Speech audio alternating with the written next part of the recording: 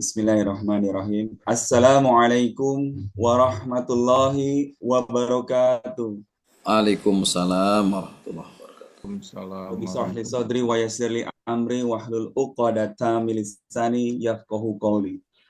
Alhamdulillahi rabbil alamin wa bihi nasta'inu ala umuri dunya waddin. Wassalatu wassalamun ala asrafil anbiya'i wa mursalin wa ala alihi wa ashabi ajma'in. Amma ba'd. Puji dan syukur selalu terpanjat kehadirat Allah Subhanahu wa Ta'ala atas rahmat hidayahnya kepada kita semua, sehingga pada malam yang berbahagia ini, tanggal 1 Jumadil Awal 1446 Hijriah, yang bertepatan dengan 3 November 2024 Masehi. Alhamdulillah kita masih diberi kenikmatan iman dan Islam sehingga kita dapat bertemu dan bersilaturahmi dalam kajian Pekanan Berkah Mulia Indonesia. Kajian yang insya Allah akan kita bahas adalah kajian tematik sirah sahabat dengan subtema sahabat Ammar bin As. Tak lupa solawat serta salam tercurahkan kepada Nabi besar kita, yakni Habibina wa Nabiyana Muhammad Sallallahu Alaihi Alaihi Wasallam, wasallam. yang sangat kita harapkan syafaatnya besok di yaumil akhir nanti. Amin ya robbal alamin. Yang terhormat Al-Ustadz Fahmi Irhamsyah NPD CPD Hafidahullah, semoga Allah selalu menjaga beliau. Yang terhormat para pengurus Berkah Mulia Indonesia, Bapak Iwan Hambali, Ustadz Sam. Untuk Ustadz Sam juga mari kita sama-sama mendoakan agar putri beliau yang sedang dirawat di Rumah Sakit Tamrin Zakia, yang sakit usus buntu, segera diberikan kepulihan dan bisa beraktivitas kembali. Amin. Amin.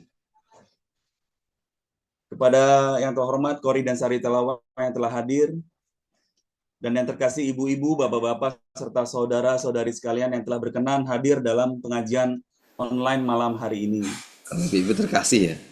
Iya, terkasih. Sebelumnya mari kita awali acara pengajian ini dengan mengucapkan basmalah. Bismillahirrahmanirrahim. Selanjutnya saya akan membacakan susunan acara pada malam hari ini. Yang pertama, pukul 20 sampai dengan 20 lebih 10 menit pembukaan oleh MC. Yang kedua, pukul 20.10 sampai dengan 20.15 tilawah surat Al-Insyiqaq, surat ke-84, yang insya Allah akan dibacakan oleh Bapak Alfiandra Zaini dan terjemahan oleh Bapak Huru Priyono Ambarwito. Kemudian 20.15 sampai dengan 20 lebih 20 prakata dari pengurus Berkah Mulia Indonesia yang insya Allah akan disampaikan oleh Ustadz Budi Wibowo. Selanjutnya pukul 20 lebih 20 sampai 21 lebih 15 menit pemaparan materi kajian oleh Ustadz Fahmi Irmansyah NPD CPD Hafidahullah. Kemudian selanjutnya 21.15 sampai 21.30 akan ada sesi tanya jawab dan ditambah dengan testimoni oleh Bapak Solihul Hadi yang alhamdulillah beliau baru pulang dari Mesir yang dijadikan background bapak-bapak sekalian. Ya, betul. Kemudian pukul 21.30 MC akan menutup kajian ini. Marilah sama-sama kita dengarkan tilawah surat Al-Insyiqaq surat 84 oleh Bapak Alfiandra Zaini dan terjemahan oleh Bapak Huru Priyono Ambarwito. Kepada bapak-bapak kami persilakan.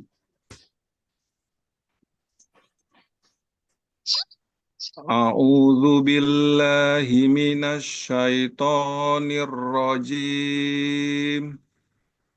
Bismillahirrahmanirrahim. Idzas samaa'u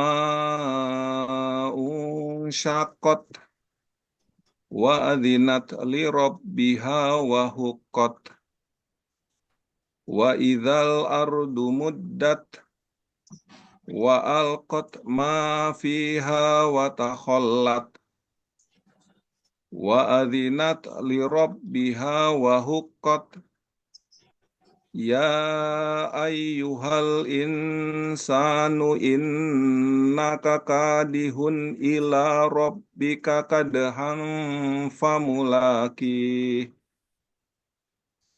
Fa amma man utiya kitabahu biyaminih.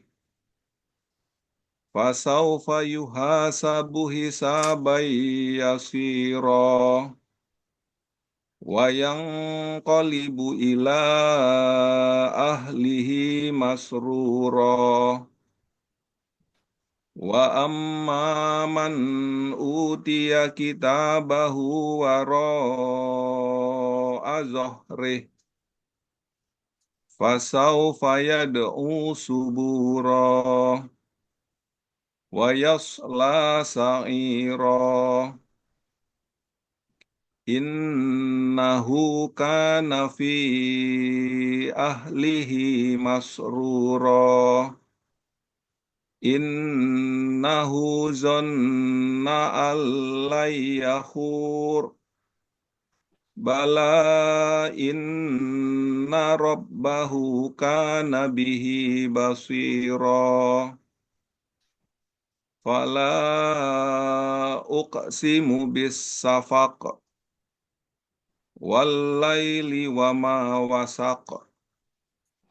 Wal qamari idza tasaq. Latarkabunna tabaqan an tabaq. Fama lahum la yu'minun. Wa idza quri'a alaihimul Qur'anu la yasjudun. Balil ladzina kafaru yukadzibun. Wallahu a'lamu bima yu'un. Fabashshirhum bi'adzabin alim. Illalladzina amanu wa amilus solihati lahum ajrun ghairu mamnun. Sadaqallahul azim. Aku berlindung kepadamu ya Allah dari godaan setan yang terkutuk. Dengan nama Allah yang Maha Pengasih lagi Maha Penyayang. Apabila langit terbelah dan patuh kepada Tuhannya dan sudah semestinya patuh. Dan apabila bumi diratakan dan memuntahkan apa yang ada di dalamnya dan menjadi kosong dan patuh kepada Tuhannya dan sudah semestinya patuh. Wahai manusia, sesungguhnya kamu telah bekerja keras menuju Tuhanmu, maka kamu akan menemuinya. Maka adapun orang yang catatannya diberikan dari sebelah kanannya, maka dia akan diperiksa dengan pemeriksaan yang mudah. Dan dia akan kembali kepada keluarganya yang sama-sama beriman dengan gembira. Dan adapun orang yang catatannya diberikan dari sebelah belakang, maka dia akan berteriak, celakalah aku. Dan dia akan masuk ke dalam api yang menyala-nyala.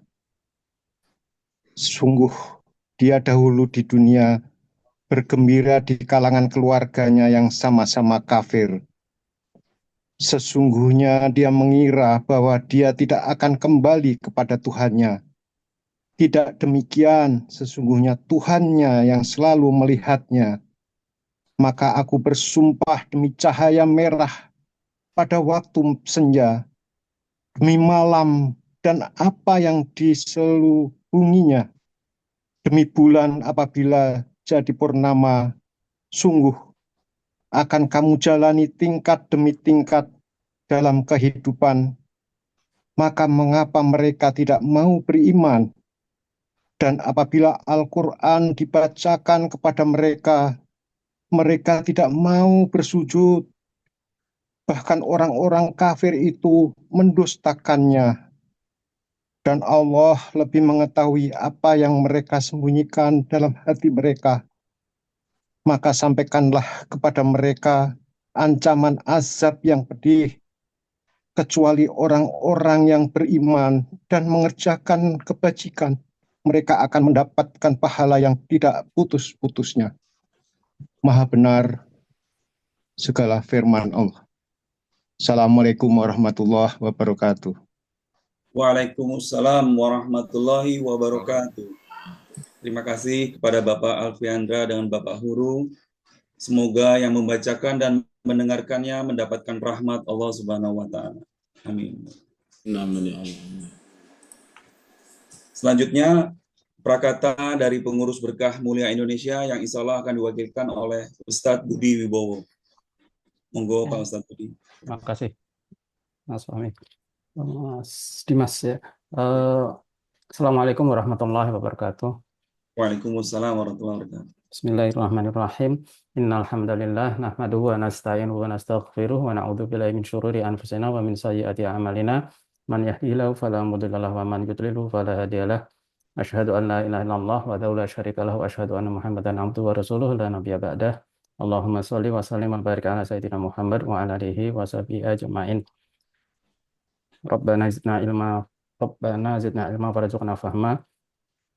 Allahumma inna nas'aluka ilman nafi'a wa rizqan thayyiban wa amalan mutaqabbalan.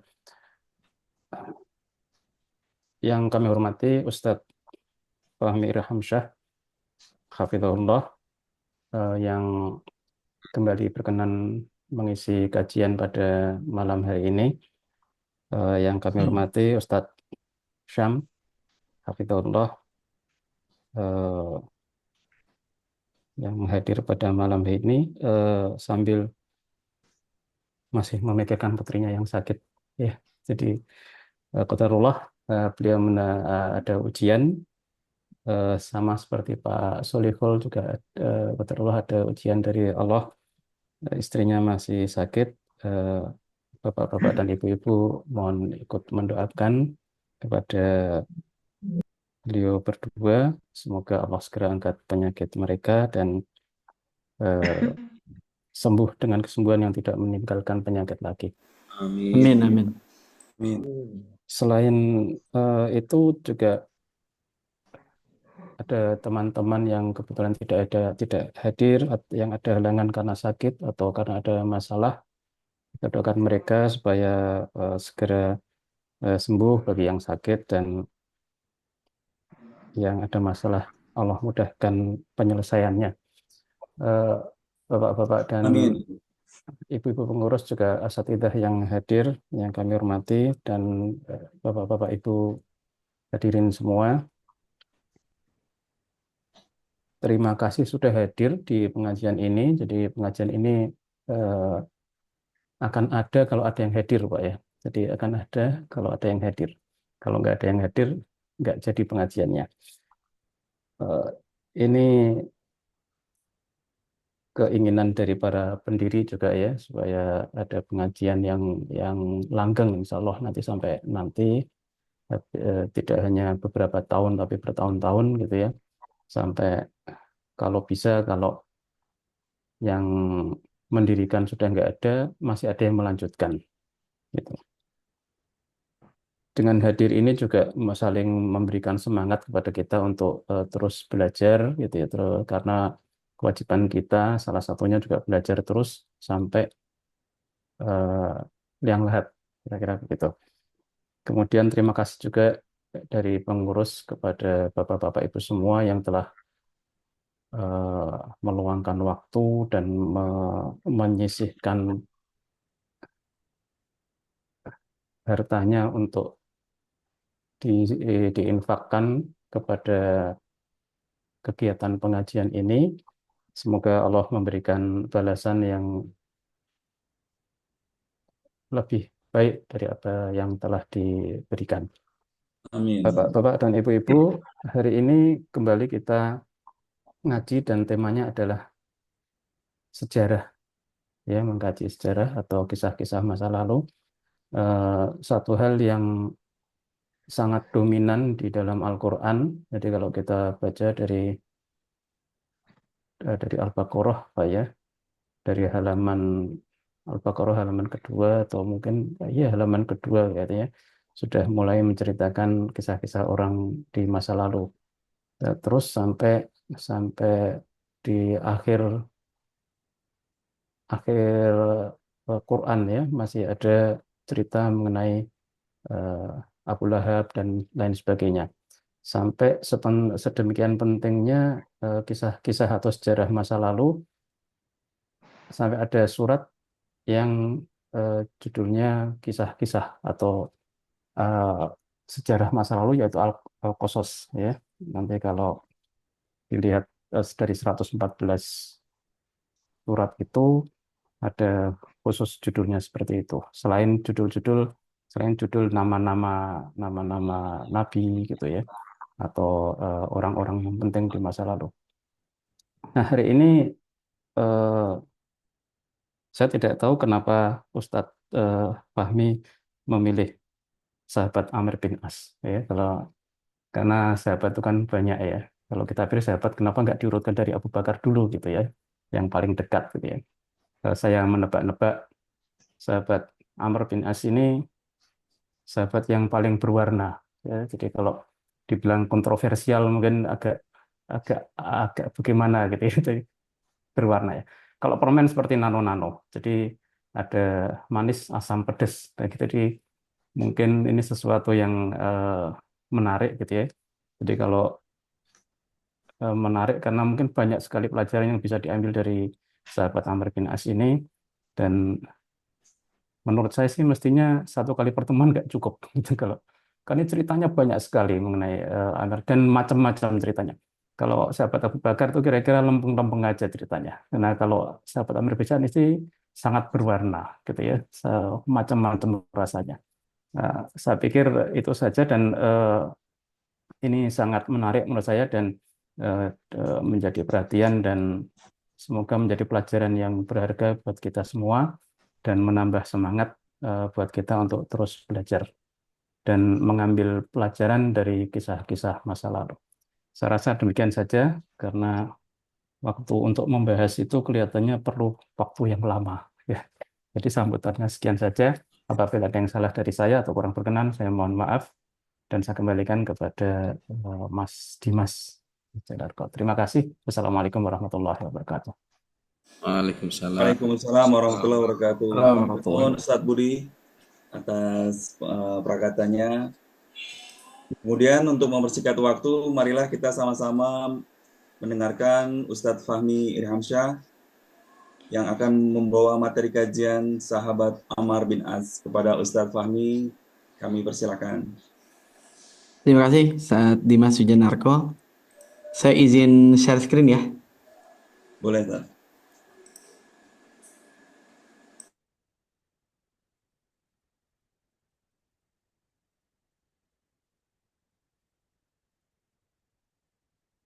Udah muncul belum ya? Udah. Langsung wafatnya. Langsung terakhir. Selesai tutup. Baik, izin pada Ustadz Syam ya, kita doakan yang tadi disampaikan oleh Pak Budi ya. Ustadz kita, para guru-guru kita, para peserta member Berkah Mulia Indonesia yang qadarullah ya Allah musta'an sedang mendapatkan musibah dari Allah Subhanahu wa taala, semoga menambah kedekatan ya kepada Allah Subhanahu wa taala, karena ujung dari ayat tentang ujian itu adalah wabasyiris sabirin ya. Walanabluwannakum bisyai'im minal khaufi wal ju' wa naqsim minal amwali wal anfusi was samarat wabasyiris sabirin ya. Mudah-mudahan memang Allah menginginkan kita untuk bersabar, dan salah satu metode yang Allah berikan untuk mengeluarkan saripati kesabaran itu adalah dengan berbagai ujian ya. Kalau kelapa tuh dia dapat santannya itu ya setelah diapain Pak? Dipotek dulu dari pohonnya kan gitu. Dipotek dari pohonnya, dijatuhkan, gedebruk gitu. Udah jatuh apa langsung keluar santannya? Belum Pak. Diapain dulu itu? dibelah ya, pakai kampak, pakai golok. Udah selesai belum? Dijambak-jambak gitu. Ya, serabutnya bisa. Udah selesai belum? Diketok lagi itu batok bagian dalamnya itu ya. Ada dua kan ya, yang ada serabut sama yang bagian dalamnya. Udah selesai belum? Masih diapain? Diparut. Udah selesai belum? Habis diparut, dikeremes-keremes, dibejak-bejak hingga keluar santannya. Jadi kalau kita memperhatikan ayat itu, ternyata memang ujungnya wabasyiris sabirin. Tapi sebelum ayat itu kan di bawahnya ya, sebelah kanan bagian bawah itu, ya ayyuhalladzina amanu sta'inu bis sabri wassalah innallaha ma'as sabirin. Jadi ayat ini lebih dulu, innallaha ma'as sabirin, kemudian ayat tentang jihad, baru kemudian di bawahnya ayat tentang ujian. Temanya mirip-mirip. Qala nabluwannakum bisyai'in minal khaufi wal ju' wa naqsin minal amwali wal anfusi was samarat wa basyiris sabirin.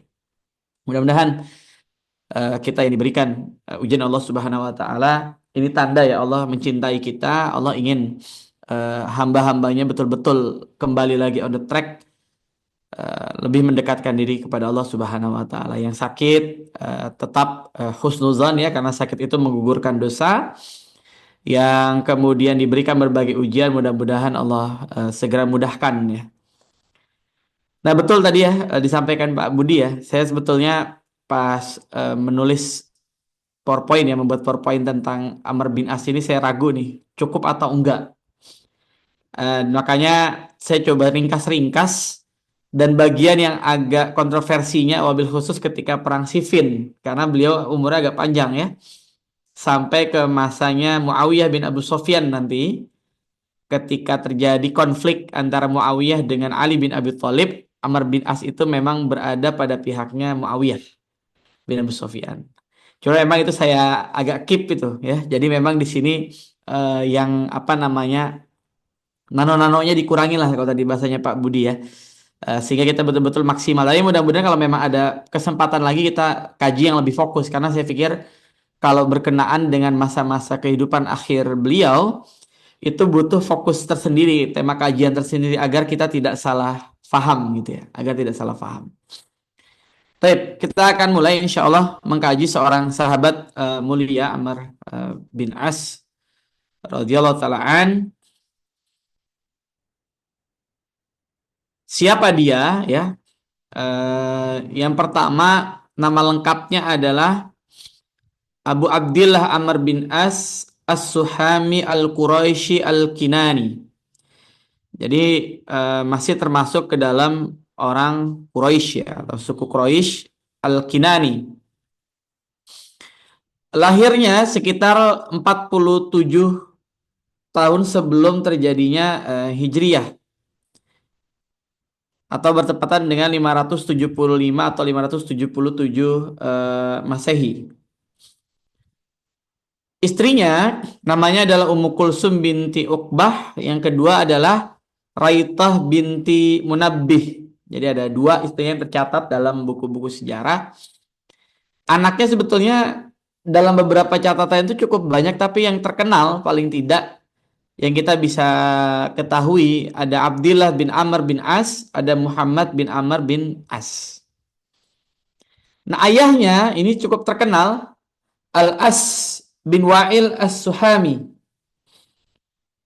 Jadi Al-As ini adalah salah satu tokoh Quraisy, bangsawan Quraisy ya, yang cukup kaya raya,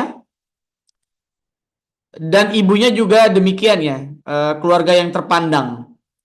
Beliau punya saudara namanya Hisham bin Al-As. Nah, karena kelebihan dari latar belakang keluarganya ini, maka memang Amr bin As dalam beberapa catatan termasuk sahabat yang sejak mudanya sudah bisa baca tulis, sudah mahir berkuda, bahkan kalau ditambahkan lagi itu termasuk yang mahir dalam pedang dan strategi. Jadi beliau memang cukup cerdas dari sejak mudanya ya, cukup cerdas dari sejak mudanya. Jadi kalau kita melihat sejarah itu memang faktor ekonomi itu cukup punya pengaruh ya. Ya sederhananya orang kalau sudah mapan, maka peluang dia untuk bisa mengejar pendidikan tentu lebih besar. Yang lain punya kesempatan, tapi mungkin tidak sebesar orang yang punya privilege dari sisi ekonomi keluarga misalnya. Kayak orang bisnis lah. Apa bedanya pebisnis dari kalangan orang kaya dengan pebisnis dari kalangan orang miskin misalnya? Peluang untuk mencobanya lebih banyak gitu ya, karena modalnya unlimited misalnya gitu ya.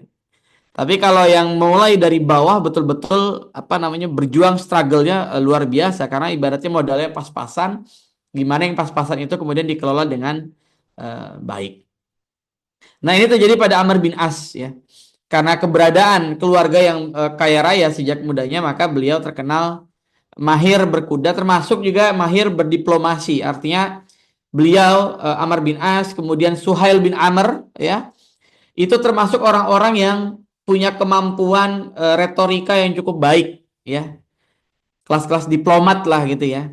Kemampuan retorika yang baik sehingga nanti apa namanya oleh Quraisy beliau sempat dijadikan sebagai perwakilan ya ketika menghadap kepada Najasyi. Nah, karena beliau tadi kita jelaskan pandai berdiplomasi, maka ketika sahabat radhiyallahu ta'ala anhum ajma'in pergi ke Habasyah, jumlahnya ada menyatakan 83, ada menyatakan 85 ya, kurang lebih. Maka beliau diutus oleh Quraisy untuk pergi kepada Najasyi. Ya, kepada Najasyi. Yakni seorang raja di Habasyah ya. Jadi saya agak mengkritik ya, ada orang yang sering bilangnya Raja Najasyi. Nah, sebetulnya kurang pas ya. Karena Najasyi itu sebetulnya adalah julukan raja ya, julukan raja. Kayak apa Sultan, Firaun gitu ya. Julukan atau panggilan raja pada masa itu di Habasyah itu Najasyi. Nah, yang menarik, ya ini pelajaran yang luar biasa ya. Kalau baca buku sejarah tentang beliau itu. Jadi begitu nyampe ke Habasyah, sebelum beliau pergi ke istananya Najasyi, maka beliau cari tahu dulu kepada pendeta-pendeta. Kepada pendeta-pendeta di wilayah Ethiopia atau Habasyah pada waktu itu, apa sih kesukaannya Najasyi? Nah, ini pelajaran, Mbak. Ya, kadang-kadang kita itu perlu tahu ya kalau mau mungkin ada tender, mau berhadapan dengan seorang yang punya kebijakan tinggi dan kita mau mengambil hatinya, memang perlu tahu. Nah, ini dilakukan oleh Amr bin As pada waktu itu. Jadi beliau mencari tahu sebetulnya Najasyi ini sukanya apa, gitu. Dia sukanya apa? Dan ternyata diketahui pada waktu itu Najasyi itu suka dengan hadiah semacam baju-baju itu, jubah atau jaket dari kulit yang harganya itu mahal, Lalu kemudian Amr bin As membelikan hadiah itu, ya, membawa barang-barang kesukaannya Najasyi yang tentunya untuk mengambil hatinya raja atau mengambil hatinya Najasyi ya, mengambil hatinya Raja Habasyah tadi Najasyi. Maka kemudian beliau datang bersama dengan beberapa perwakilan dari Quraisy. Lantas Amr bin As kepada Najasyi memohon agar Najasyi mengembalikan kaum muslimin, para sahabat-sahabat radhiyallahu ta'ala anhum ajma'in, pada saat itu minta dikembalikan kembali ke kota Mekah ya. Namun Najasyi sebagai seorang raja yang cukup bijak ya dalam melihat persoalan, beliau kemudian memanggil Ja'far bin Abu Thalib, ya, ketua delegasi dari kalangan sahabat untuk berdiskusi, karena beliau ingin adil ya. Ini pelajaran. Padahal Najasyi itu pada waktu itu masih seorang Nasara, masih seorang Nasrani. Saya mau tanya Pak, Najasyi ini ujungnya masuk Islam nggak Pak? Hah? Najasyi masuk Islam nggak ujungnya? Ya. Najasyi ini ujungnya masuk Islam, ya. Walaupun memang para ulama-ulama ahli sirah menyatakan beliau tidak terkategori sebagai sahabat, tetapi sebagai tabi'in, karena beliau tidak pernah bertemu dengan Nabi, ya Allah alam. Jadi dalilnya para ulama sirah itu Najasyi tabi'in karena kepada Nabi hanya korespondensi saja, surat menyurat. Wabil khusus nanti ketika Nabi mau menikah dengan Ummu Habibah ya, mantan istrinya Ubaidullah bin Jahsy, ya, putri dari Abu Sofyan. Jadi hanya bersurat. sehingga tidak memenuhi syarat sebagai seorang sahabat. Dan peristiwa penting yang terjadi ketika Najasyi meninggal adalah terjadinya sholat goib. Jadi dalam beberapa catatan para ulama, sholat goib pertama yang dilakukan Nabi Shallallahu Alaihi Wasallam adalah sholat goib kepada Najasyi. Nah, ini membuktikan bahwa Najasyi itu adalah seorang Muslim ya. Dia masuk Islam pada akhirnya. Cuman ini menarik, waktu itu dia belum sebagai seorang Muslim, tapi Najasyi mengajarkan kepada kita bagaimana bersikap bijak. Bagaimana melihat sebuah peristiwa itu tidak satu sudut pandang saja, tapi komprehensif. Jadi Amr bin As datang ya dengan membawa hadiah-hadiah, tapi tidak melunturkan idealismenya seorang Najasyi, gitu. Tidak langsung karena diberikan hadiah dia berubah gitu ya. Diberikan hadiah, kemudian Najasyi mendengarkan kalimat-kalimat Amr bin As bahwa intinya dia minta agar kaum muslimin itu dikembalikan ke Mekah. Najasyi tidak langsung mengiyakan, walaupun sudah diberikan jaket kulit ya, sudah diberikan hadiah-hadiah, Najasyi tidak langsung mengiyakan. Tapi Najasyi dulu memanggil perwakilan, yakni Ja'far bin Abu Thalib.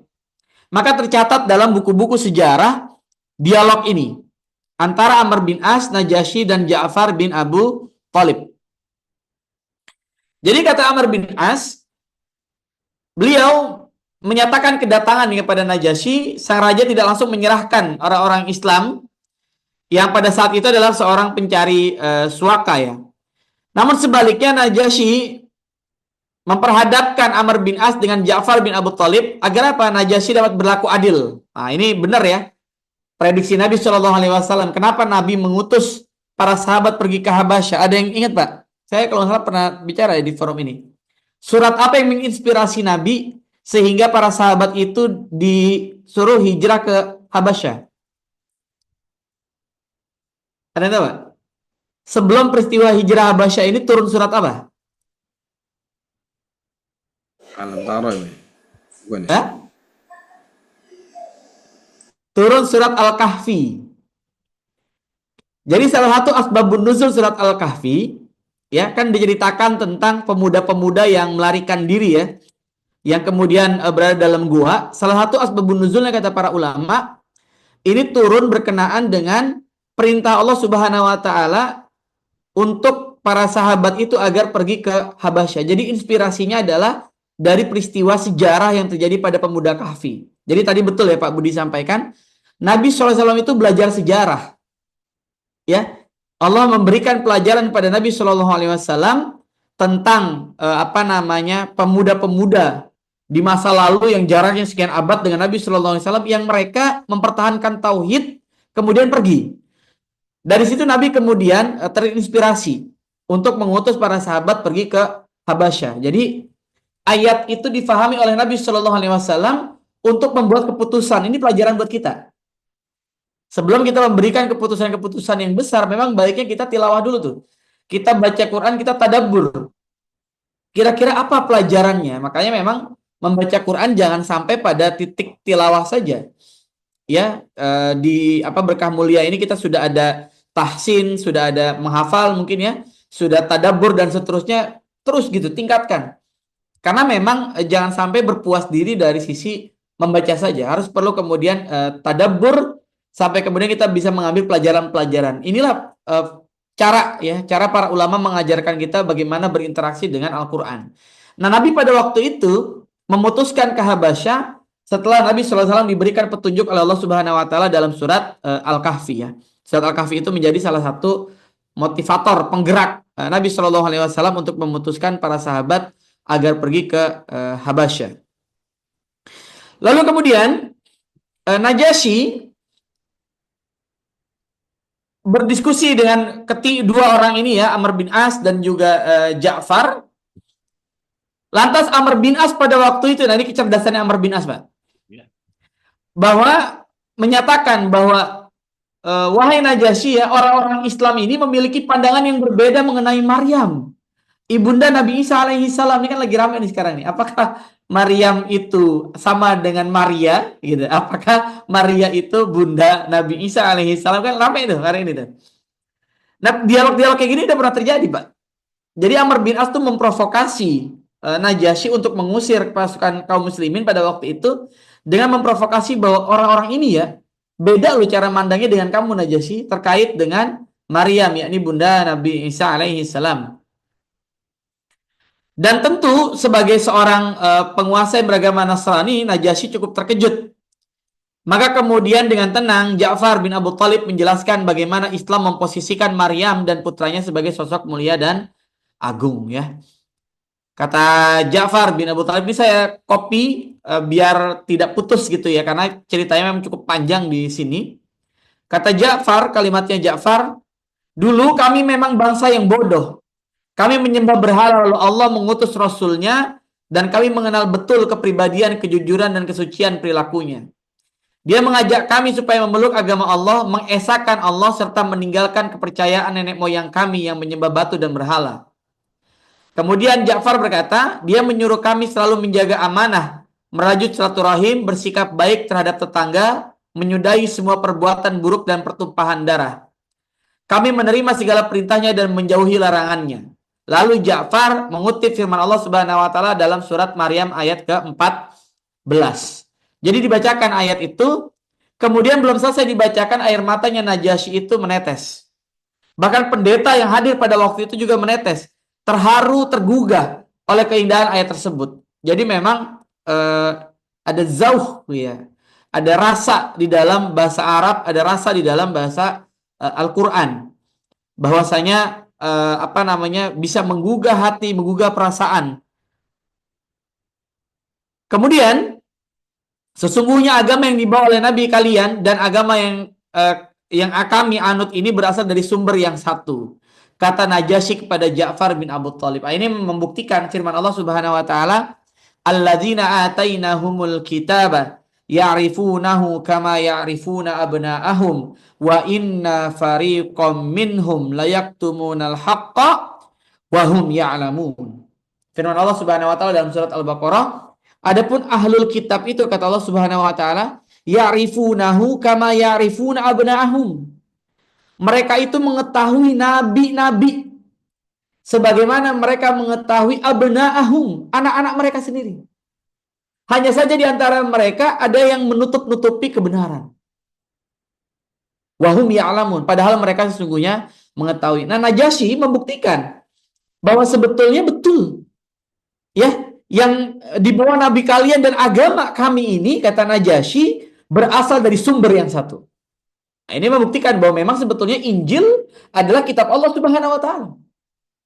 Ya, pada masa itu ya, sebelum terjadi mungkin revisi-revisi, pada masa itu Najasyi berpegang, dan Najasyi dengan sangat mudah menyatakan bahwa nabi kalian dan agama kami sumbernya dari sumber yang satu ya. Ini blunder. Amr bin As niatnya mau menjelek-jelekan, malah Najasyi makin percaya. Najasyi malah makin terbuka gitu dengan kalimatnya Ja'far bin Abu Thalib.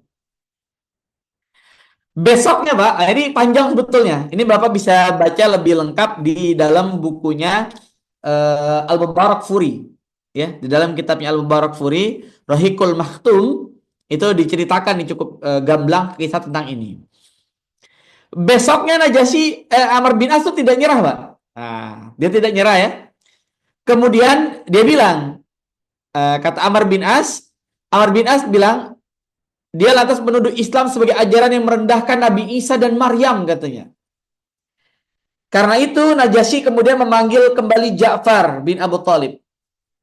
Kalau kemarin ya, sebelumnya tentang ibundanya yakni Maryam, sekarang ditanya tentang Isa bin Maryam ya.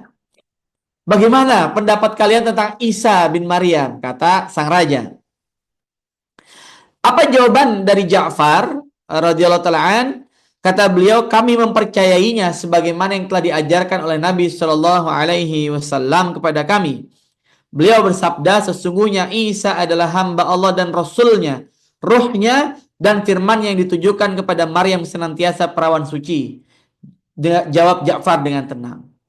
Kemudian Najasyi berkata, demi Allah tidak ada perbedaan barang sehelai rambut pun antara ajaran Isa dengan Nabi kalian. Kemudian Raja memerintahkan kepada Amr bin As dan kawan-kawannya agar berhenti mengganggu kaum muslimin. kemudian utusan kaum musyrikin itu pun kembali keluar dari negeri Habasyah. Jadi pemimpinnya musyrikin waktu itu, diplomatnya orang-orang Quraisy demi mengembalikan kaum muslimin dari Habasyah, dari Ethiopia kembali ke Mekah adalah Amr bin As, ya, adalah Amr bin As radhiyallahu taala an. Nah, ini yang menarik, Pak. Jadi Najasyi memberikan satu kalimat yang memantik Amr bin As, ya, seorang yang cerdas, Amr bin As. Najasyi bilang, mengapa engkau tidak beriman kepada Rasulullah padahal kau dan kaummu sudah mengetahui tentang akan diutusnya Rasul akhir zaman? Karena kita tahu waktu Nabi baru diangkat menjadi seorang Nabi, ada seorang tokoh namanya Waraqah bin Naufal yang juga dia sudah menyatakan di awal kenabian Nabi Shallallahu Alaihi Wasallam bahwasanya yang datang kepadamu wahai Muhammad seperti namus yang datang kepada Musa alaihi salam. Lantas Waraqah bilang, seandainya aku masih hidup ya saat engkau diusir oleh kaummu, mudah-mudahan aku masih bisa membelamu, gitu kan kata Waraqah, walaupun dia keburu meninggal. Tapi kalimat Najasyi ini ternyata difikirkan, Pak. Nah, ini pelajaran, Pak. Kalau kita berdakwah kepada orang-orang yang pintar, mungkin tampang dia, wajah dia tuh tidak peduli seakan-akan, tapi biasanya mungkin dalam kesendirian dia merenung, tuh, Pak. Ya, dalam kesendirian dia merenung, ya. Kayak saya pernah ketemu ya dengan seorang non-muslim gitu ya, intinya ngobrol-ngobrol panjang. Dia bertanya tentang Islam, dia bertanya tentang ekonomi dan seterusnya. Saya jawab saja apa adanya. Apa kalimat terakhir orang non-muslim ini, Pak? Dia bilang gini, jadi sebenarnya memang Islam itu ini, Mas, agama yang terbaik ya, karena tidak hanya masalah ibadah yang dibahas, tapi sampai ke ekonomi, sampai ke masalah peradaban, sampai ke masalah yang kecil-kecil, perintil, adab mandi dan seterusnya. Saya bilang gini, terus kenapa nggak masuk Islam aja? Kata dia, nah itu dia, Mas, saya nunggu hidayah aja lah. Kata dia apa, Pak? Dia bilang, ngelihat orang Islam ibadah tuh saya capek banget, katanya. Ngelihat aja capek, dia membayangkan gitu, Pak, kata dia. Itu orang Islam tuh sehari 5 waktu, itu luar biasa. Jadi ternyata, Pak, di luar sana banyak orang Islam itu keren banget, Pak, ya. Bisa ibadah sehari berapa kali, Pak? 5 waktu ya.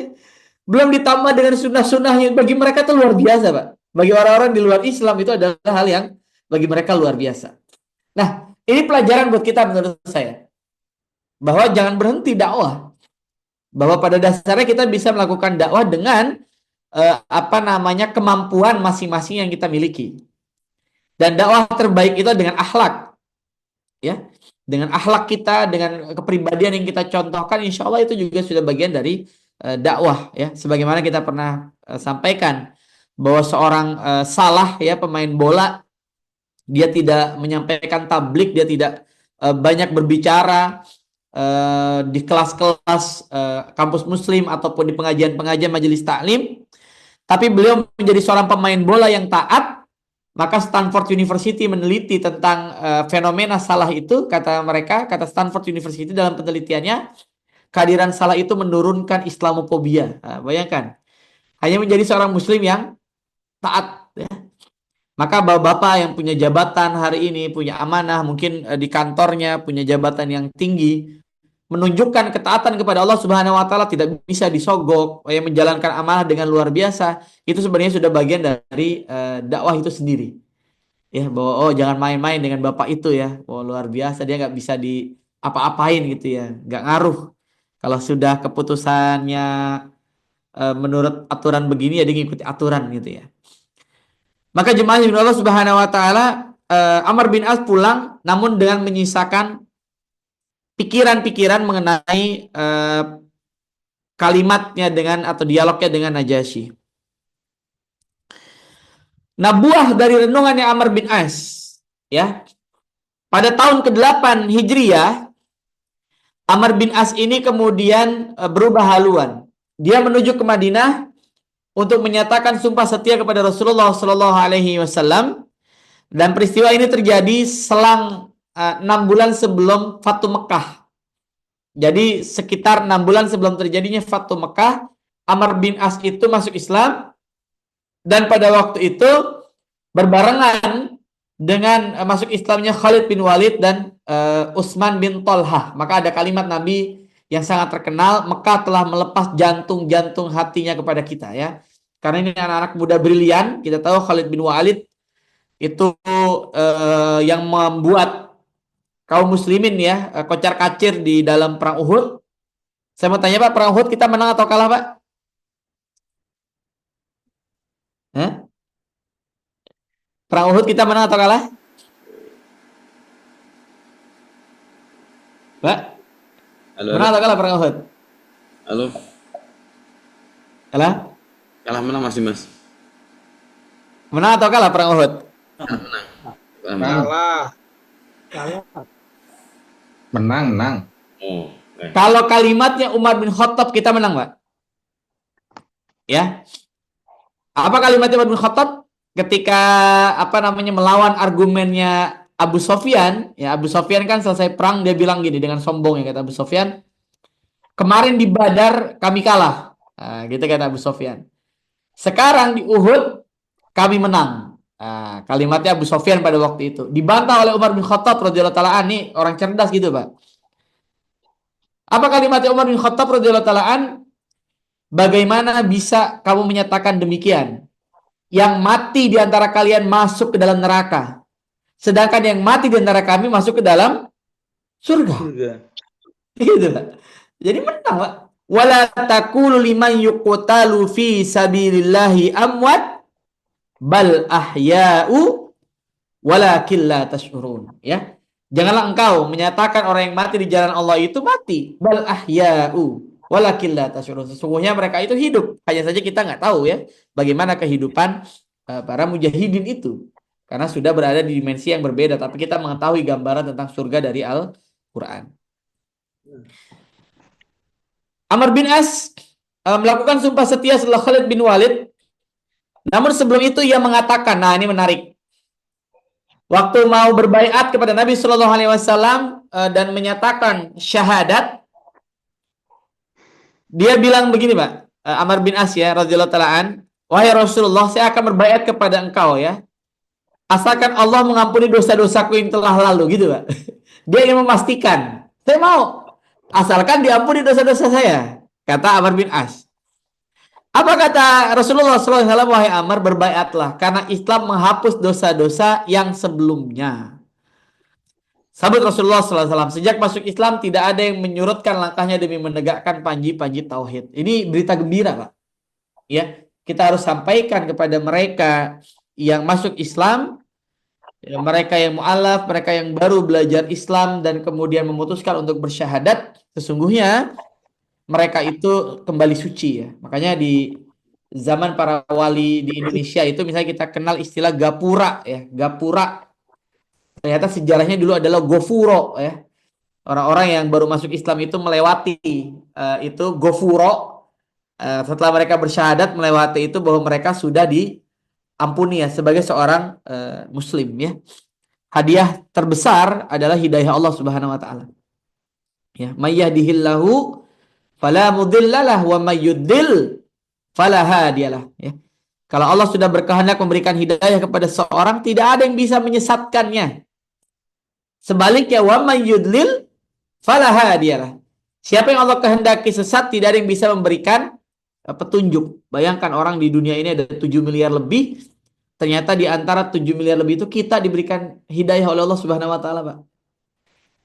Pernah nggak kita pikir itu, merenung itu ya? Padahal jarak kita dengan Mekah itu jauh, jarak kehidupan kita dengan Nabi SAW itu jauh, tapi Allah memberikan kita hidayah, maka luar biasa, Pak. Kita pegang baik-baik. Dan kita sebarkan, kita ajak-ajak ya. Saudara kita mungkin ada di antara kita yang masih ada keluarga kita, ada khalayak kita, ada orang-orang yang baik menurut kita ya, tapi belum terkena hidayah Allah Subhanahu wa taala, maka cita-citakan itu. Jadikan azam kita, saya ingin menjadi perantara kepada si fulan, si fulanah, kepada saudara saya si A, si B, si C ya. Mudah-mudahan dengan kehadiran saya dia bisa tertarik kepada Islam. Ya. Kalau saya sering bilang, kalau minim-minim ya, kalaupun kita segan untuk dakwah misalnya kepada saudara kita atau siapa yang menurut kita dekat, berikan saja buku gitu ya. Minim-minim itu Pak ya. Kasih buku Pak, itu paling menarik gitu. Kalau dia senang baca ya repot kalau nggak suka baca. Minimal kasih buku ini Pak, The Choice. Ya, The Choice. Karangan siapa Pak? The Choice. Ada yang tahu buku itu? Ahmad Didat. Ya, Ahmad Didat ya, Ahmad Didat. Karangan Ahmad Didat yang di barat itu banyak orang-orang yang akhirnya tertarik kepada Islam yang setelah membandingkan agama mereka dengan Islam yang diulas oleh Ahmad Didat dalam bukunya The Choice. Nah, yang menarik 3 bulan setelah Amr bin As masuk Islam, ini menarik Pak. Terjadi perang, ya. Sebetulnya ini tidak masuk kategori Ghazwah. Jadi kalau para ulama membagi antara Ghazwah dengan Sariyah atau Siriyah, yakni Zatis Salasil. Kaum muslimin pada waktu itu diutus oleh Nabi Shallallahu Alaihi Wasallam sekitar Jumadil Akhir tahun 8 Hijriah. Baru 3 bulan, sekitar 3 bulan kurang lebih Amr bin As masuk Islam. Jadi bayangkan Pak, baru mu'alaf ini Pak. Ya, baru masuk Islam, Nabi mengutus kaum muslimin 300 orang untuk memerangi sebuah kaum yang ingin memerangi Madinah pada waktu itu yang jumlah mereka sangat banyak ya. Ada menyatakan puluhan ribu perang Zatis Salasil itu. Sedangkan kaum muslimin pada waktu itu hanya 300 orang dan Nabi tidak ikut. Karena Nabi tidak ikut, maka memang disebutnya Sariyah. Maka tidak seperti perang-perang besar di mana Nabi hadir di dalamnya ya. Seperti perang Badar, perang Uhud misalnya. Di dalam perang Zatis Salasil ya, Amr bin As pada waktu itu diamanahkan menjadi pemimpinnya. Nah, ini ada pelajaran menarik, Pak. Ya, kita bisa bayangkan di dalam pasukan itu ada Umar bin Khattab ya, ada Abu Bakar, ada Utsman ya. Ada sahabat-sahabat senior pada waktu itu yang ikut di dalam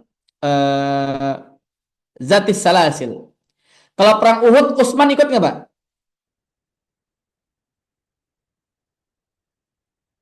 Halo, perang Uhud, Utsman ikut nggak, Pak?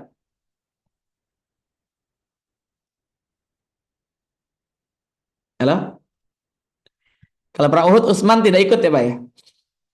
Utsman radhiyallahu ta'ala tidak ikut, tapi beberapa ulama memasukkan nama Utsman karena salah satu sponsor terbesar waktu itu. Utsman bin Affan radhiyallahu ta'ala tidak ikut karena istrinya sedang sakit ya. Ruqayyah pada waktu itu sedang sakit. Nah, dalam peristiwa ini ada perdebatan menarik antara Umar bin Khattab dengan Amr bin As. Jadi pada masa itu Jumadil Awal tahun 8 Hijriah, di saat perang Zatis Salasil itu, suasana itu sedang dingin, Pak. Ya, sedang dingin. Dingin begitu luar biasa. Namun Amr bin As pada waktu itu menyuruh kaum muslimin untuk tidak ada yang menyalakan api. Wow, kebayang tuh, Pak. Dingin-dingin kan kalau kita camping gitu enak nyalain api unggun gitu Pak ya. Bakar-bakar apa gitu kan, anget-anget enak tuh ya, bakar jagung, bakar ayam misalnya gitu ya. Nah, ini beliau tidak mengizinkan untuk menyalakan api. Umar bin Khattab pada saat itu bertanya-tanya. Ya, bertanya-tanya. Kenapa ini nggak boleh? Amr bin As tidak memberikan penjelasan. Kata Amr bin As, saya pemimpinnya. Dan ya pemimpin harus diikuti ya. Pada waktu itu namanya panglima yang atiullah wa atiur rasul wa ulil amri minkum. Ya harus ditaati. Dan panglimanya pada waktu itu adalah Amr bin As. Walaupun Umar bin Khattab ini sahabat senior, Pak. Abu Bakar sahabat senior radhiyallahu ta'ala ajma'in. Tapi Umar ketika bertanya tidak diberikan jawaban secara gamblang oleh Amr bin As. Intinya kata Amr, jangan nyalakan api. Umar ini sempat agak tersulut, Pak. Ya mirip-mirip di saat perjanjian Hudaybiyah lah. Ya. Umar kemudian bertanya kepada Abu Bakar As-Siddiq radhiyallahu anhu, gimana nih? Anak baru lah Iba kalau kita bahasa kita ya Pak ya. Baru 3 bulan masuk Islam ini ya, pemain baru. Oh, masa jangan nyalain api ini gimana? Orang-orang pada kedinginan ini. Tapi kata Abu Bakar As-Siddiq radhiyallahu anhu, dia panglima kita dan dia pilihan Rasulullah sallallahu alaihi wasallam. Kan gitu. Maka Abu Bakar tidak menanggapi keluhannya Umar bin Khattab radhiyallahu anhu. Dibiarkan oleh Abu Bakar. Kemudian biasa kalau panglima itu, Pak, kalau panglima itu memimpin perang. Tetapi juga dalam sholat, maka panglima itu menjadi pemimpin sholat, menjadi imam. Ya, panglima itu menjadi imam. Nah, di dalam catatan sejarah ternyata tercatat beliau ini waktu itu junub, Pak. Jadi mimpi junub ya, mimpi basah. Maka begitu paginya beliau bangun untuk melaksanakan sholat, beliau junub, beliau mengutus orang untuk mengambil air. Nah, karena musim dingin pada waktu itu, beliau pegang airnya dingin banget. Ternyata apa? Amr bin As kemudian memutuskan untuk tayamum. Umar menyatakan nggak boleh, kata Umar. Karena tayamum itu hanya boleh dilakukan kalau tidak ada air. Tapi waktu itu kondisinya ada air. Namun Amr bin As tetap bertayamum. Ya, Amr bin As tetap bertayamum, kemudian memimpin sholat kaum muslimin. Ya.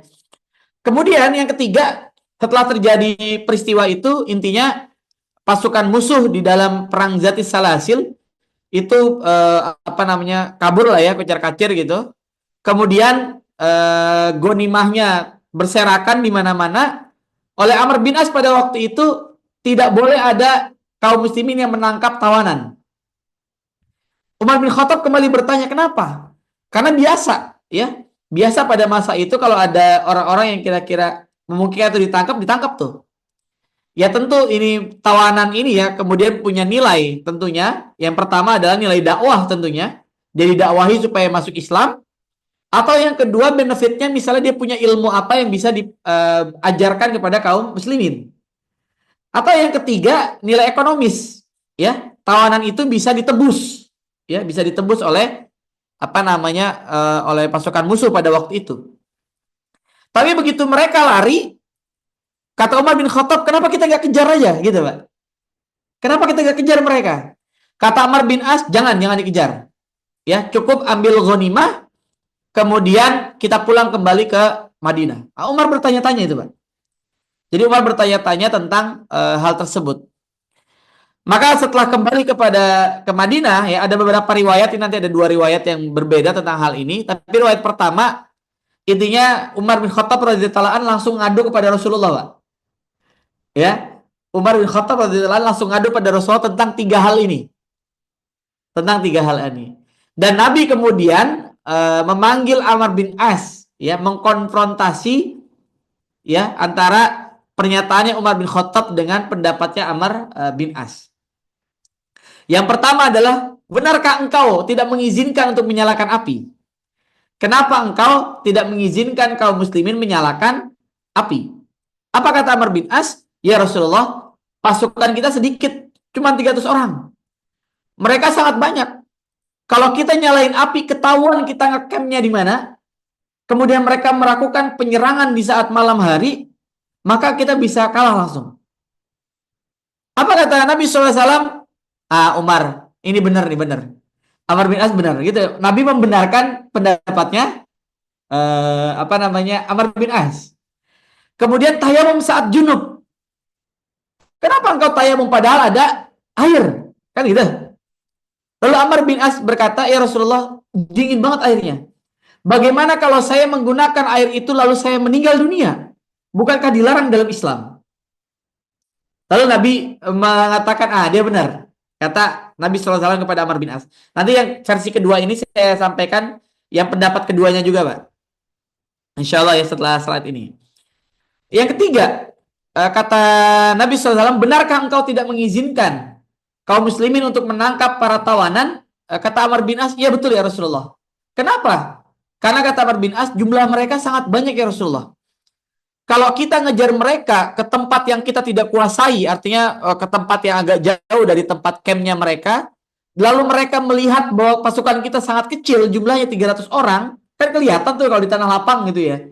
Di gurun-gurun kelihatan jumlahnya yang sedikit itu, maka aku sangat takut mereka kemudian berbalik menyerang kita. Sedangkan target kita adalah memerangi mereka dan mereka sudah kabur. Mereka sudah kabur, ghanimah juga sudah banyak tersisa. Lalu kemudian kata Nabi SAW, kamu benar nih. Lalu Umar mendatangi Abu Bakar As-Siddiq radhiyallahu anhu, kata Abu Bakar, ya kan beliau pilihan Nabi, Pak.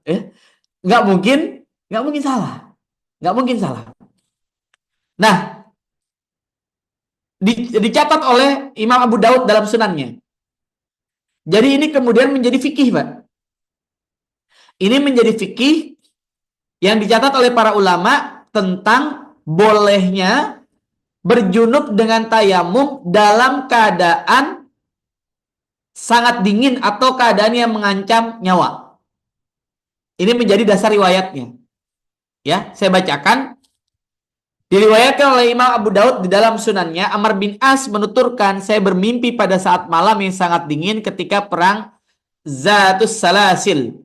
Kemudian saya terbangun, ketika saya mandi saya akan mati. Ya, airnya itu dingin banget gitu. Sehingga saya bertayamum. Kemudian saya sholat subuh dengan para sahabat. Maka mereka melaporkan itu kepada Rasulullah Shallallahu Alaihi Wasallam.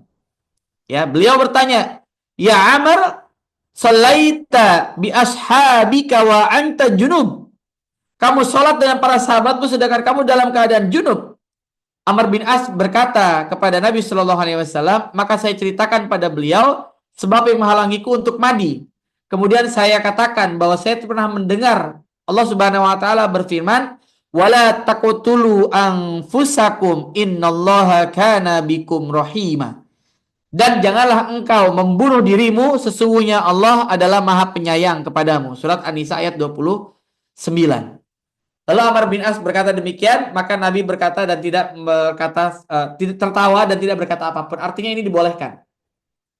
Atau ada riwayat kedua ya Pak.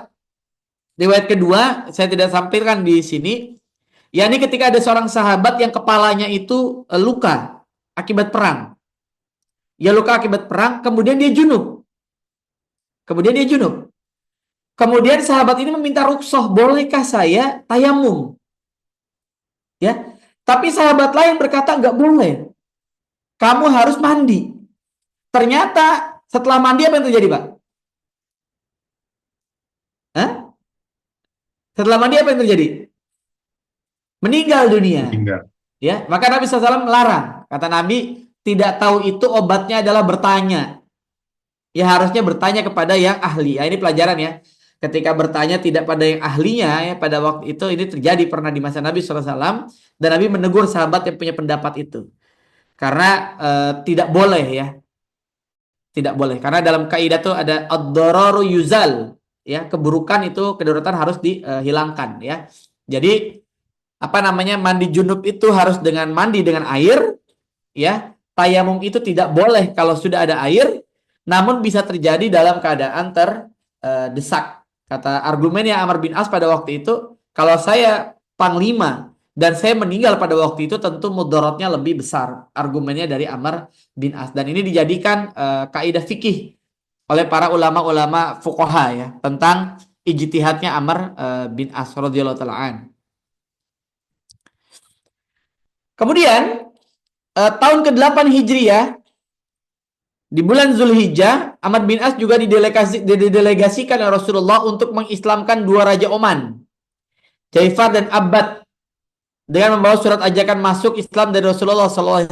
Jadi Oman hari ini Islam itu salah satu jasanya dari Amr bin As radhiyallahu ta'ala an, karena membawa misi dari Nabi SAW. Dan di masa Nabi, Amr bin As pernah diangkat oleh Rasulullah sebagai gubernur yang bertugas mengelola zakat dan sedekah. Hal itu berlangsung sekitar 2 tahun sampai Rasulullah SAW wafat. Ya. Setelah Nabi wafat, maka pergantian terjadi pada masanya Abu Bakar As-Siddiq radhiyallahu ta'ala an. Beliau diangkat ya sebagai panglima militer dalam pertempuran memerangi orang-orang yang murtad dan juga orang-orang yang riddah, yang menolak membayar zakat. Ya. Jadi pada waktu Abu Bakar As-Siddiq radhiyallahu an menjadi seorang khalifah, ada gejolak di dalam kaum muslimin pada waktu itu. Ada kelompok yang akhirnya murtad, ada yang tidak lagi mau membayar zakat, ya. Maka kemudian oleh Abu Bakar diperintahkan untuk diperangi. Nah, yang memimpin panglimanya pada waktu itu adalah Amr bin As. Kemudian juga beliau memimpin delegasi penaklukan Palestina ya. Jadi Palestina pada waktu itu pertama ada pasukan di bawah Khalid bin Walid, ada pasukan di bawahnya Amr bin As, ada pasukan di bawahnya Abu Ubaidah bin Al-Jarrah. Ya, jadi ada 3 pasukan besar. dibagi pada waktu itu. Walaupun nanti pada akhirnya beliau bergabung dengan pasukannya Khalid bin Walid radhiyallahu ta'ala an. Kemudian di dalam perang Yarmuk dia memimpin perang ya, pasukan sayap kanan. Dan di wilayah Afrika beliau juga membuka dakwah di wilayah Afrika. Sehingga ada ulama yang menyatakan keislaman orang-orang Afrika itu salah satu kontribusi besarnya adalah Amr bin As. Kalaulah pahala itu mengalir, mungkin pahala terbanyak mengalir kepada Amr bin As radhiyallahu ta'ala an. Karena penaklukan Afrika itu adalah jasa-jasa besarnya dari Amr bin As. Kemudian Rafah, Askolan dan sampai ke Gaza ya. Rafah itu batas antara Palestina dengan Mesir. Kemudian mengepung Qaisriyah dan Baitul Maqdis, lalu kemudian bergabung dengan Abu Ubaidah bin Al-Jarrah. Dan Abu Ubaidah kita tahu beliau meninggal dunia. Sebetulnya waktu kita udah pernah bahas ya Abu Ubaidah kalau nggak salah di majelis kita, cuma saya mengingatkan sedikit. Sebetulnya pas Nabi meninggal, Abu Bakar As-Siddiq radhiyallahu anhu sangat menginginkan agar khalifah itu adalah Abu Ubaidah, Pak. Agar khalifah itu adalah Abu Ubaidah bin Al-Jarrah, ya. Radhiyallahu ta'ala an. Karena Abu Ubaidah ini gelarnya apa, Pak? Ada yang ingat, Pak? Gelarnya Abu Ubaidah? Gelarnya adalah Amin Hadhil Ummah. Jadi orang paling amanat di umat ini adalah Abu Ubaidah bin Al-Jarrah, kata Nabi SAW. Maka Abu Bakar bilang Abu Ubaidah yang paling cocok jadi pemimpin. Tapi Abu Ubaidah justru mempersilakan Abu Bakar. Karena kata Abu Ubaidah, engkau adalah imam, engkau selalu bersama dengan Nabi, engkau adalah sabiqunal awwalun dan seterusnya. Lalu Abu Bakar lah yang menjabat. Selesai Abu Bakar, Umar bin Khattab radhiyallahu anhu yang menjabat. Dan Syam pada waktu itu diduduki oleh Abu Ubaidah bin Al-Jarrah. Dan ketika Umar mendapatkan pintu Baitul Maqdis dari Abu Ubaidah bin Al-Jarrah, Umar mampir ke rumahnya Abu Ubaidah. Dan melihat kesederhanaan Abu Ubaidah yang luar biasa. Apa kalimat Umar? Kata Umar, engkau sama sekali tidak tersentuh oleh dunia. Kata Umar bin Khattab radhiyallahu anhu, Umar sangat ingin kalau Umar meninggal, maka yang menggantikan adalah Abu Ubaidah bin Al-Jarrah. Tapi tidak kesampaian karena memang Abu Ubaidah keburu wafat karena ada wabah taun pada waktu itu. Nah, ketika Abu Ubaidah meninggal dunia, maka PLT-nya gitu Pak ya, yang menggantikan memimpin wilayah tersebut adalah Amr bin As ya, sementara ya untuk menggantikan Abu Ubaidah di wilayah Syam. Jadi Palestina, kemudian Syria, Libanon, Urdun atau Yordania pada waktu itu berada di bawah kepemimpinannya Abu Ubaidah dan sementara dipegang oleh Amr bin As. Nah, ini yang menarik, Pak. Ketika menaklukkan Mesir. Jadi permintaan awalnya itu dari Amr bin As. Ya, dari Amr bin As beliau meminta izin kepada Umar bin Khattab radhiyallahu ta'ala an untuk menaklukkan Mesir. Ya, untuk menaklukkan Mesir. Kemudian di salah satu perjalanannya dia menaklukkan wilayah Sanhur dan Tunisia dan wilayah sekitarnya dan juga mengirimkan ekspedisi di bawah pimpinannya Zubair bin Awam. Nah, waktu itu Pak, wilayah Mesir ini dikuasai oleh Romawi. Kira-kira Romawi Barat atau Romawi Timur? Nah, penting nih Pak, supaya nggak salah paham.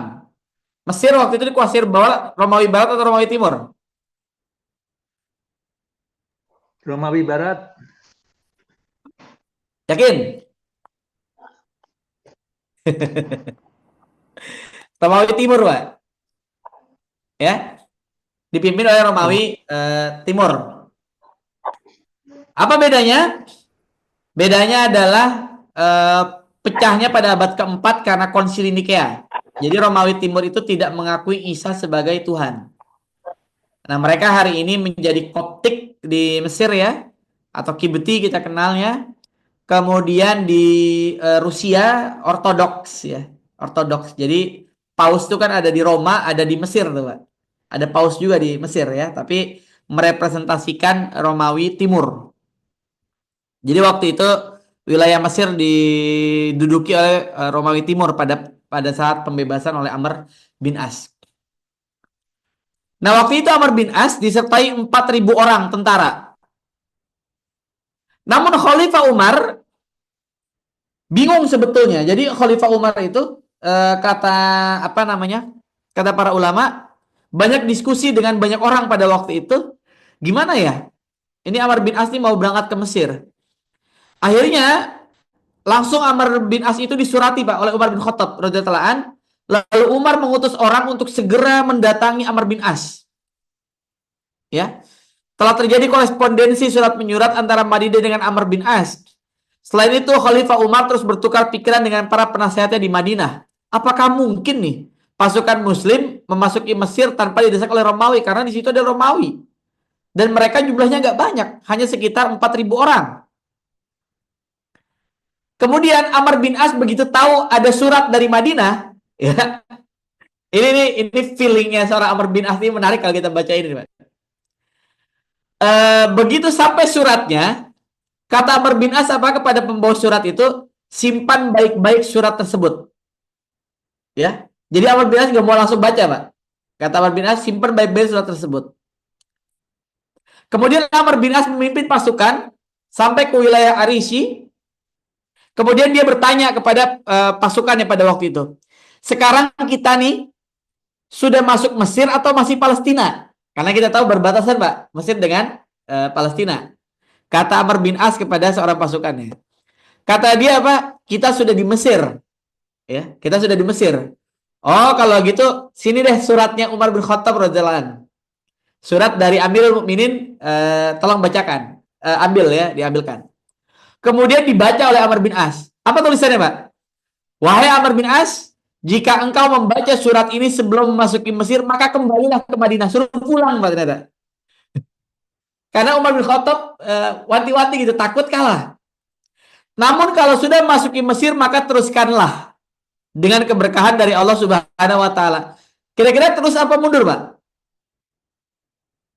Maju atau mundur? Maju, ya. Karena suratnya dibaca pas sudah nyampe di tanahnya Mesir, ya. Jadi kebayang kalau waktu itu belum masuk wilayah Mesir, mungkin ceritanya bisa beda tuh, Pak. Ya, ini kecerdasan seorang Amr bin As, ya. Tahu nih kayaknya Amirul Mukminin ini agak ragu-ragu ini. Tapi Amr bin As sangat bersemangat dengan pasukannya untuk masuk ke wilayah Mesir. Ternyata jemaah yang Allah Subhanahu wa taala begitu masuk ke wilayah Mesir, ya. Ternyata terjadi waktu itu pergantian penguasa di Romawi Timur, di Konstantinopel. Nah, pada waktu itu si raja, ya, berkata, atas perintah penguasa baru ini, wakil Romawi di Mesir namanya Maukakis diperintahkan untuk mengadakan perjanjian damai dengan pasukan muslimin. Jadi tidak terjadi perang signifikan akhirnya, Pak.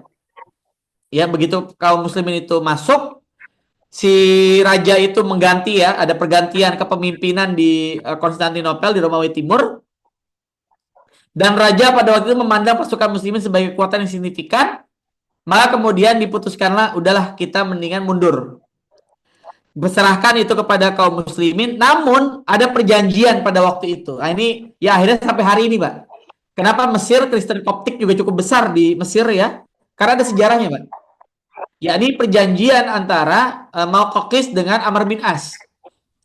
Di antaranya apa? Isi perjanjian damai itu, di antaranya adalah bahwa umat Islam harus menghormati keberadaan rumah-rumah ibadah orang-orang Koptik, ya, Kristen Koptik. Selain itu, orang Romawi bebas kembali dengan harta bendanya kemanapun dari Al-Iskandariyah. Lalu kemudian Amr bin As menyanggupi perjanjian damai tersebut, ya. Jadi masuk Islam ke Mesir akhirnya dengan jalan damai, Pak. Ya, dengan jalan damai. Kemudian Romawi berpindah, tapi kemudian kita saling menghormati. Kita berdampingan pada masa itu antara kaum muslimin dengan orang-orang Koptik. Ya, dengan orang-orang Koptik. Dan memang sejarahnya panjang, karena kita tahu ada istri Nabi juga orang Kipti. Siapa, Pak? Istri Nabi yang dari Kipti? Maria. Ada ingat? Hah? Maria. Maria Al-Kiptiyah, ya, atau dikenal dengan Ummu Ibrahim. Ya, itu orang Kipti, orang Kipti.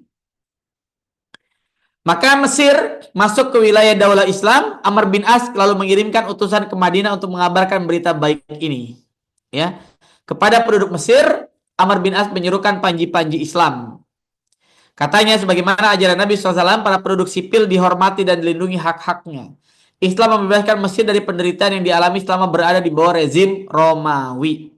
Bahkan hadis menyebutkan sabda Nabi SAW tentang negeri ini, tentang Mesir. Jika kalian menaklukkan Mesir, maka aku wasiatkan agar kalian berbuat baik kepada orang-orang Kipti. Mereka berhak atas perlindungan dan kasih sayang. Nah, ini sebetulnya agak panjang ya. Apa saja yang terjadi di Mesir ini sebetulnya panjang banget, Pak.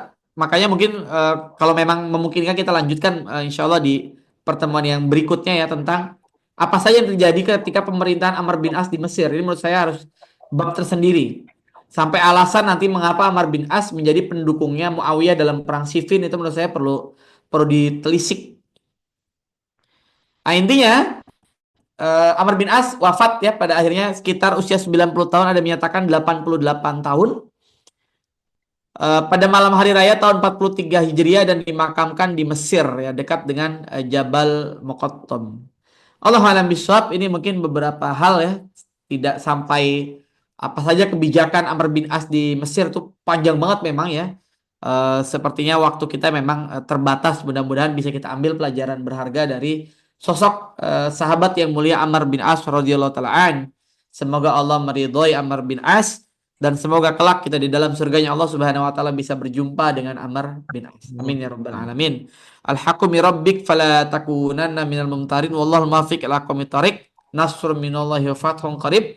Wassalamualaikum warahmatullahi wabarakatuh. Saya serahkan kembali pada Mas Dimas Wijanarko. Waalaikumsalam warahmatullahi wabarakatuh. Nah, alhamdulillah kita sudah mendengarkan bersama sejarah sirah sahabat. Masya Allah. Malam-malam mendengarkan sejarah. Masya Allah. Barakallah. Mudah-mudahan nggak ngantuk.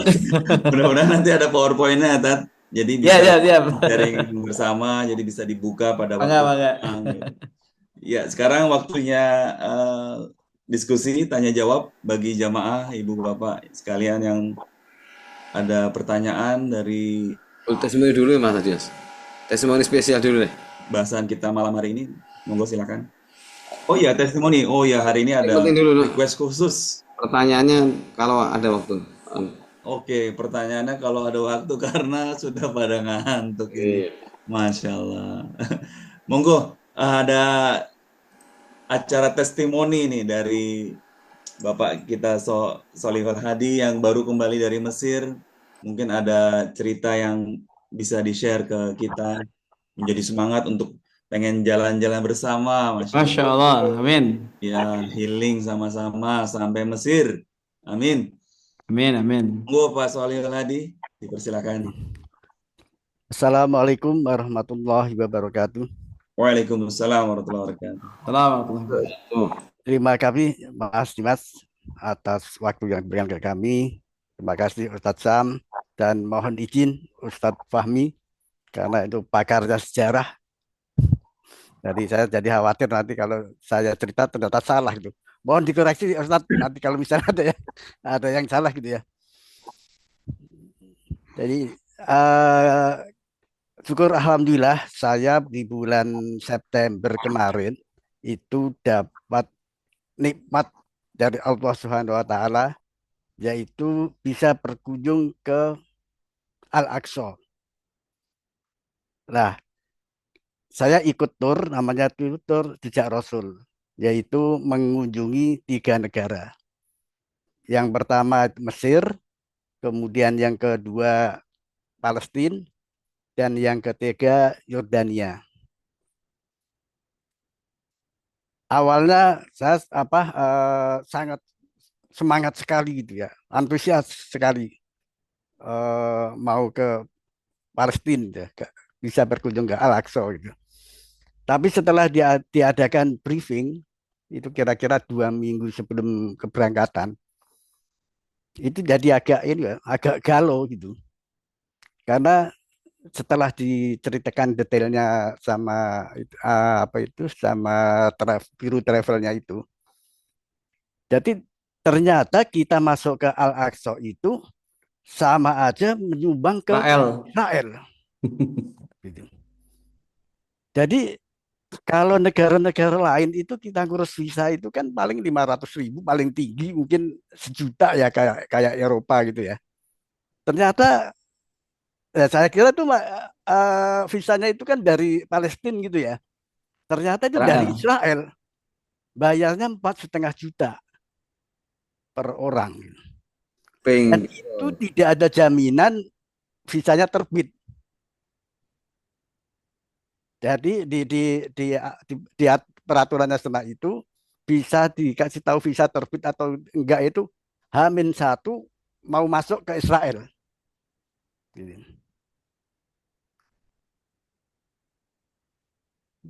Jadi aduh gimana gini bayar 4,5 juta, jangan-jangan uang itu yang buat membantai sahabat kita, saudara kita yang di Palestina gitu ya. Jadi kita belum tentu itu, rombongan saya itu 43 orang, tapi yang satu itu visanya nggak terbit. Gitu. Satu nggak terbit. Kemudian yang kedua, visa terbit pun belum tentu bisa masuk ke sana. Gitu. Jadi masih di screening lagi itu di bordernya itu. Kebetulan kalau yang punya nama-nama Arab itu agak lama itu interviewnya, termasuk saya ya, karena punya nama Arab, mbahnya juga namanya Arab, bapaknya juga nama Arab, itu lama sekali. Kalau di Mas Hidayat kayaknya enggak. Nah, itu langsung masuk kali Pak itu, Pak. Itu agak lama sekali itu di situ, yang suruh buka ini, buka itu, tanya ini itu gitu. Wah, keder juga ya. Cuma waktu itu sudah dibekalin sama ini sama travelnya. Pokoknya kalau ditanya pura-pura bodoh aja. Kalau ditanya bisa bahasa Arab, nggak bisa. Bahasa Inggris nggak bisa. Karena kalau kita bilang bisa, pasti dicecer terus. Ya udah pakai bahasa isyarat aja akhirnya gitu ya. Lah, sebelum masuk sana kan kita masuk ke Mesir. Itu kebetulan saya nyampe sana itu Jumat pagi. Masuk di Mesir. Alhamdulillah bisa sholat Jum'ah itu di Masjid Amr bin As ini. Iya. Itu pas sholat Jumat di sana.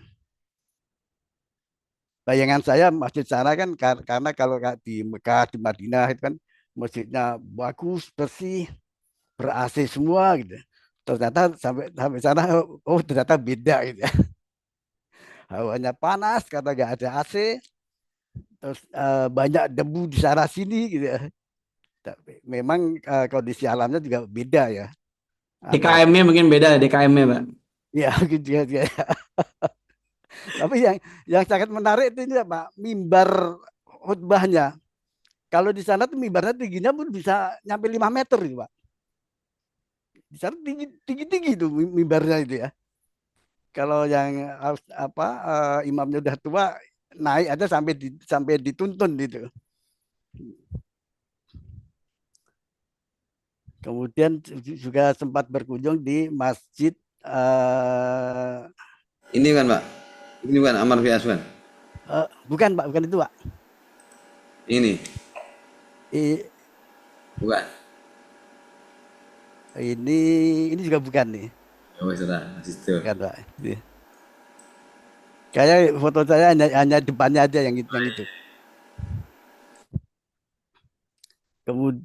Kemudian dari masuk Mesir itu awalnya bayangan saya kan kota Kairo itu kan indah gitu ya, bagus kan. Ternyata jauh sekali dari bayangan kita ya, karena kondisi ekonominya sekarang ini sedang nggak baik-baik saja kayaknya. Iya. Dan dari segi keamanan kayaknya juga agak memprihatinkan juga, sehingga bis saya itu selalu dikawal sama polisi Mesir.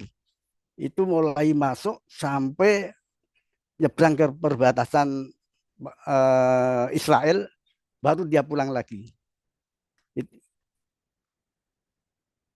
Dan kelihatan sekali ya di sana itu kayak mungkin bekas perang saudara itu ya Ustaz ya. Jadi kelihatan tuh puing-puingnya berantakan di mana-mana gitu ya. Nah, waktu sebelum masuk ke Palestina, bayangan saya, jangan-jangan Palestina itu lebih parah lagi daripada Mesir gitu ya. Tapi subhanallah, begitu masuk Palestina itu ternyata indah sekali ya. Jericho itu kotanya indah banget tuh ya. Jericho Banyak yang kebun Aqsa, kurma. Ya Pak, Aqsa itu bukan Jericho, beda ya? Eh, sebelum Pak. Jadi itu dari apa, kalau dari Mesir tuh lewatin di Jericho itu dia banyak perkebunan kurma, perkebunan anggur. Jadi indah ya. Beda kalau misalnya di Arab itu kan wah bener-bener gunung batu sama pasir ya. Ternyata sana indah sekali gitu. Jadi jauh dari bayangan kita karena kita melihat Mesir kondisinya kayak gitu dan ternyata di situ begitu. Makanya Israel mati-matian dia pengen begitu ya. Kalau Al-Aqsa itu dia ada di kota Yerusalem. Yerusalem itu kotanya indah banget ya. Dan di situ penduduknya dia dikelompokkan antara yang Muslim, Kristen sama yang Yahudi itu dipisah-pisah gitu. Jadi kalau yang Muslim itu ya di sekitar Al-Aqsa itu, cuma yang sangat memprihatinkan itu saya amati itu jarang sekali pemuda yang saat itu ya, karena kan orang dari luar, dari Mesir, dari Yordania kan nggak boleh masuk, sehingga orang yang sholat itu ya rata-rata orang lokal gitu ya. Itu kebanyakan orang tua-tua, yang pemudanya itu nggak, jarang banget nih. Jadi setelah saya tanya-tanya itu ternyata pemudanya itu pada ikut perang di Gaza itu. Nah, setiap kali ketemu sama kayak DKM-nya sana itu, dia selalu berpesan gitu ya. Infaknya 50% di Indonesia, 50% di sini. Gitu. Karena di masjid itu nanti akan dibagi 3. Yang sepertiga itu buat pengelolaan masjid, yang sepertiga buat masyarakat lingkungan situ, yang sepertiga buat perjuangan Palestina. Jadi dia selalu pesan gitu Pak. Jangan di Indonesia semua infaknya. Di sini 50% sini gitu. Karena tidak akan sia-sia. Nah, pada saat sholat subuh itu saya ketemu ibu-ibu ya. Itu keluar dari gang itu, dia juga mau ke masjid. Itu dia cerita dia ngopeni ya, saya ngopeni 7 yatim piatu. Padahal dia juga nggak punya suami. Ya. Nah, orang tuanya itu ya sudah gugur di perang sana itu gitu. Sehingga dia juga kalau ada rezeki tolong dibantu gini-gini gitu. Itu hampir setiap hari itu ketemu yang kayak gitu di masjid itu gitu. Kemudian di Al-Aqsa itu kalau kita pas tadabbur sama Ustadz Sam itu ya, itu kan orang-orang kafir selalu mengolok-olokkan atau merendahkan orang Islam gitu ya. Nah, di situ tuh kita merasakan itu, Pak. Bener nih. Benar merasakan itu. Karena kita mau sholat ke tempat ibadah kita, yang ngatur orang kafir. Setiap pintu dijaga sama tentara Israel gitu ya. Dan dia itu seenaknya sendiri, Pak. Kalau misalnya ada aturannya nih, boleh masuk atau ini nggak boleh masuk itu ya oke-oke aja ya. Jadi dia tergantung suka-suka aja nih. Itu nggak boleh masuk, ini nggak boleh masuk gitu. Dan itu sampai ketawa-ketawa gitu. Nah, itu saya teringat itu waktu tadabbur sama Ustadz Sam itu ya, mengenai ayat itu ya. Jadi terbukti dan terasa ada di situ itu. Sehingga saya sempat malam pertama itu mau tahajud berangkat jam 3 kalau nggak salah itu ya. Itu nggak boleh masuk itu. Di pintu itu sama tentara-tentara nggak boleh masuk. Disuruh lurus saja. Lurus kemana kita nggak tahu. Tengah malam kita nggak tahu, lurus saja gitu. Mau balik ke hotel juga nggak boleh. Kan aneh gitu. Terus akhirnya kemana Pak? Akhirnya kita diam dulu di situ Pak, lama gitu. Terus disamperin sama dia itu, ada 1 jam kali ya. Disamperin sama dia. Kebetulan istri saya yang ditenteng gitu. Oh ikut kami gitu dia. Di bawah di situ ada CCTV, disuruh ngeliat situ apa, terus dia telepon, nggak tahu mungkin dia ngelaporan atau gimana gitu. Nah, ya alhamdulillah akhirnya terus dilepas. Habis itu gantian eh, temen istrinya teman saya ditenteng juga gitu, nangis Pak, langsung dia telepon anaknya di Jakarta. Ya Allah, ini benar-benar ini ya. Nah, habis itu kita pura-pura bubar gitu, tapi akhirnya kita masuk, tapi sendiri-sendiri, jangan gerombol gitu. Karena dikasih tahu sama orang situ yang mau ke masjid, jangan bareng-bareng gitu. Jadi satu-satu atau paling dua-dua lah gitu. Alhamdulillah gitu baru bisa.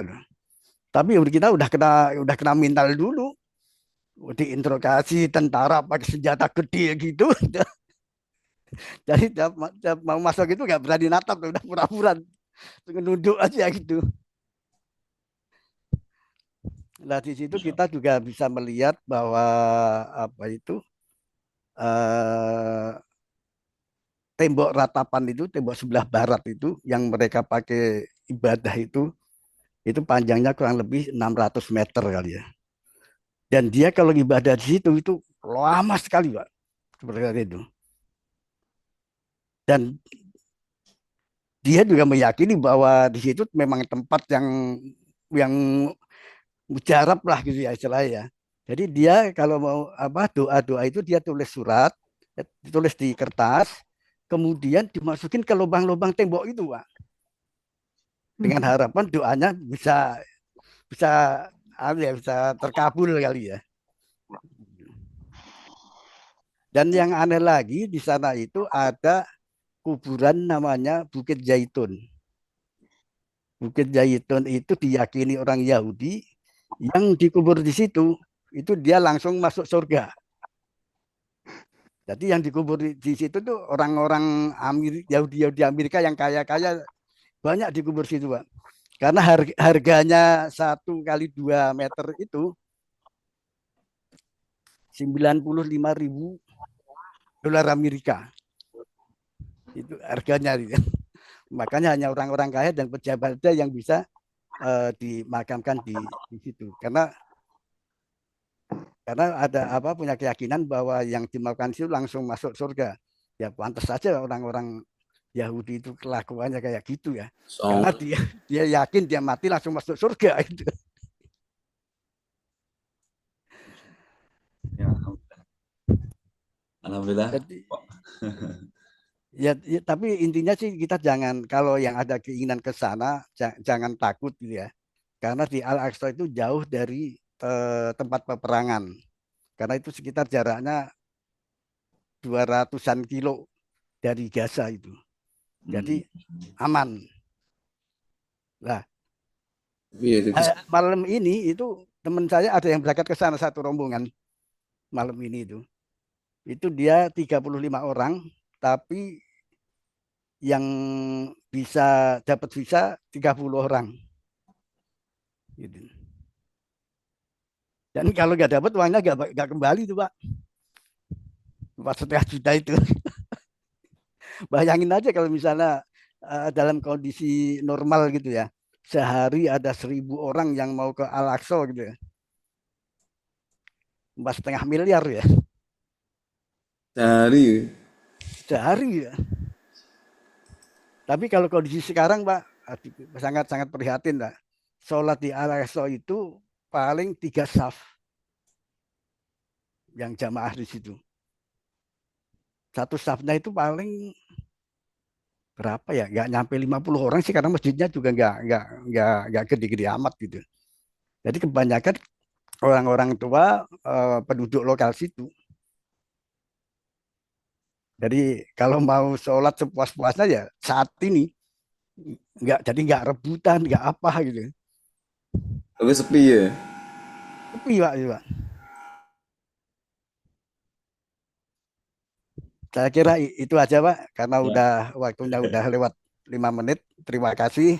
Mohon maaf apabila ada kata-kata atau penyampaian yang salah dari kami. Wassalamualaikum warahmatullahi wabarakatuh. Waalaikumsalam warahmatullahi wabarakatuh.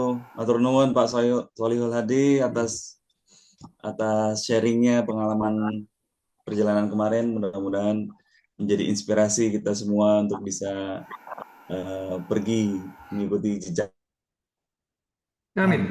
Amin. Pak Solihul Hadi. Amin. Ini karena waktu sudah habis 21.30 lewat. Saya mohon izin Ustadz Fahmi untuk bisa nutup doa, Pak Ustadz. Langsung monggo. Langsung. Ya. Oke, langsung. Baiklah, kita tutup pertemuan kita malam ini dengan doa kafaratul majelis. Subhanakallahumma wa bihamdika asyhadu alla ilaha illa anta astaghfiruka wa atubu ilaik. Wassalamualaikum warahmatullahi wabarakatuh. Waalaikumsalam warahmatullahi wabarakatuh. Pamit para